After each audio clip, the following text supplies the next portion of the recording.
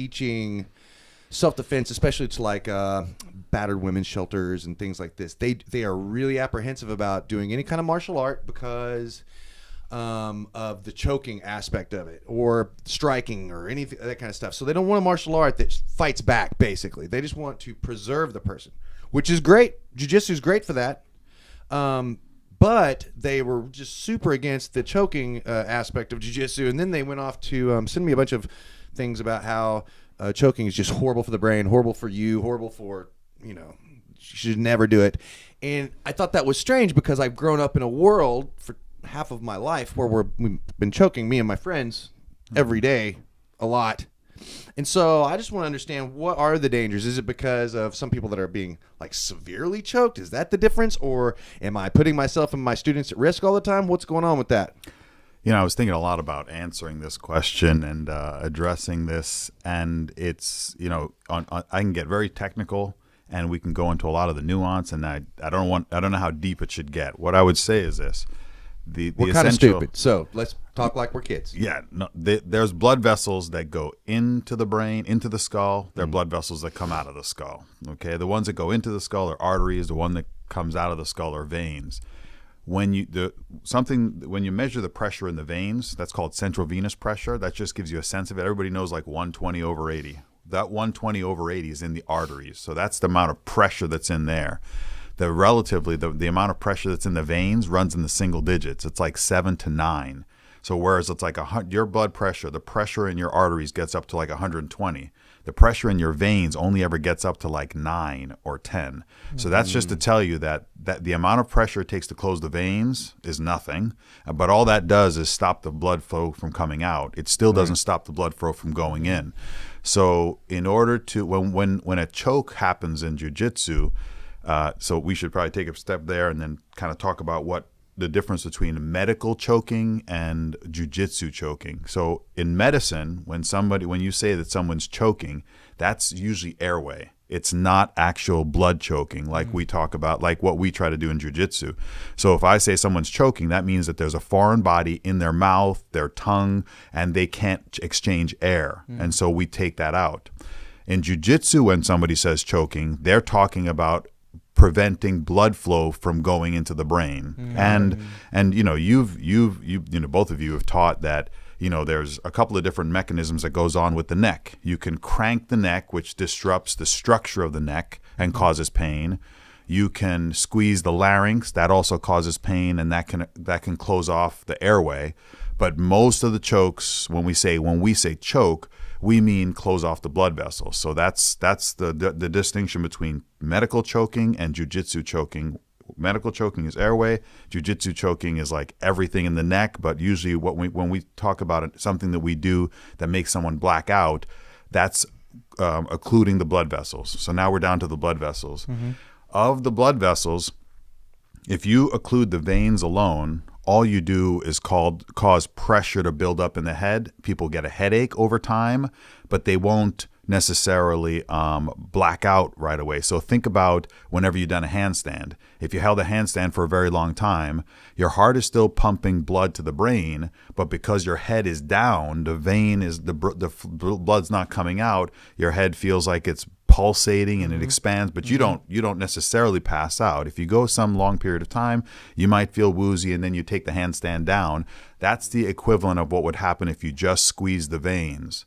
So now we're down to the arteries. What happens when you squeeze the arteries? Well, first, in order for you to occlude the arteries, you have to apply more pressure than the veins can tolerate. So whenever you squeeze the carotids enough to obscure flow to the brain, by definition, you've pretty much compressed the veins also. But when you squeeze the carotids and there is a lack of blood flow to the brain, then people can pass out. So let's take a step back and we'll give a common thing that people probably heard about. If you've heard of somebody passing out, like an older person that has an arrhythmia, what's the mechanism? The heart is pumping and it pumps on a certain rhythm. If something happens with that rhythm and the heart stops pumping, they pass out. So that just gives you a sensitivity that it doesn't have to be a long time for you to go without a pressure head going to the brain. And in fact, you can pass out anywhere from 15 seconds up to, let's say, a minute, maybe even 2 minutes of no flow or poor flow, and you'll pass out because you don't have any oxygen going to the brain. And it's not blood per se as if you have to have blood, although the blood is carrying the oxygen. It's really oxygen. So for example, if somebody has carbon monoxide poisoning, like somebody, people that are in an enclosed space, their heart is still pumping, but they're not getting oxygen to the brain, so they pass out. So that's an example where it's not that you're stopping flow, you're just not getting oxygen to the brain. So that's jiu-jitsu choking, is obscuring the oxygen, getting to the brain. And if you hold it for a short amount of time, then the brain fails, or it ceases to function. You take off the choke, blood is restored, blood flow is restored, and then people function again. And you can do this. I mean, it's not advisable, obviously, to be doing it to an extent where the brain is significantly impacted, but to obscure the blood flow and return it, generally speaking, and I'm just saying generally speaking, is not a significant event. And so you would say, like, especially if people are, say, tapping as opposed to just going to sleep, relatively safe. Yes, and I say relatively safe because there's a couple of disqualifiers here that I probably should mention. You can have atherosclerosis, plaque in your arteries, okay? And typically when plaque is in the arteries, and people know of strokes, and they tell people have had what's called a TIA, transient ischemic attack. It's a mini stroke, so people have heard of strokes and mini strokes. The way a mini stroke happens is a little piece of plaque comes off in the carotid artery and goes up into the brain, and it cuts off blood supply, and that part of the brain doesn't work. That's what a stroke is. So when you talk about choking and you're saying, well, so it shouldn't generally be an issue, it depends on the age. So if you have young people who generally don't have any atherosclerotic disease, it shouldn't be an issue. But if you take somebody 50s, 60s, and you put certain types of choking moves on them, can it be that depending upon how aggressively it's done, can you, just like, I tell people this all the time, the same stuff that can happen to people at home. So my mom was just sitting at home and all of a sudden she had a stroke, is the same stuff that can happen on the jiu-jitsu mat. And people might then say, oh, this is due to the choking.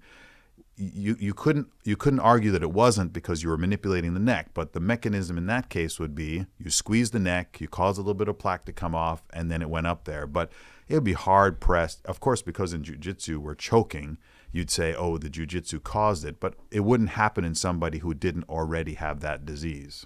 Fascinating. So what about tearing the arteries or carotids or stuff like that? I've heard of that happening before in a couple of instances, but the guys, from what I understood, they were like either one was in a tournament and the other one was just a really tough guy that just wouldn't tap. And it tore something in the artery or something like that. How common is that kind of stuff? So what you're describing is, in medical terms, we would theoretically call it a dissection. And what a dissection is, think about having a hose, and the hose, let's say, has a liner. And what can happen is when you put certain types of movement, shearing forces on the artery, like let's say you put the hose between your hands and you rubbed it like this, you could cause... So gross. This is just grossing me out, this whole conversation. I knew this was going to happen. I love it. You could cause the inner lining of that hose to come off, and blood can get stuck in there. And when blood gets stuck in there, it closes off the hole. And then basically it's like causing a lack of blood supply to the brain. This is called a dissection.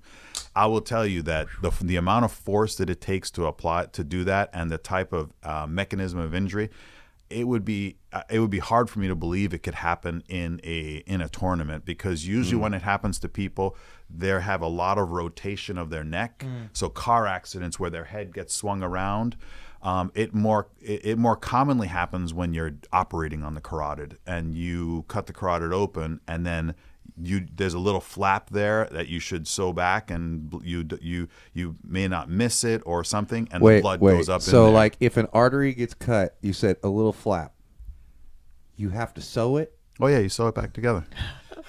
How big are these needles that you're sewing with, bro? They're Very, very small. They have to be very small. They're small, oh but my God. hey, that's how people take plaque out of people's carotid when they have carotid disease, and people say they have, I need to get the carotids cleaned out. So that should give you an indication. There are people that do that operation, and some of them will just clamp the carotid on either side, and for many people, it's sufficient to just clamp the carotid, open it up, clean it out, sew it back together, so they can actually go without flow on one side. So when people say, about choking, for vascular surgeons who operate on people, for a certain subset of people, they can actually clamp the carotid on one side and do an operation without disrupting flow, because most people's brain gets supplied by both sides. But in jiu-jitsu, we're closing off both of them at the same time, and that's the difference.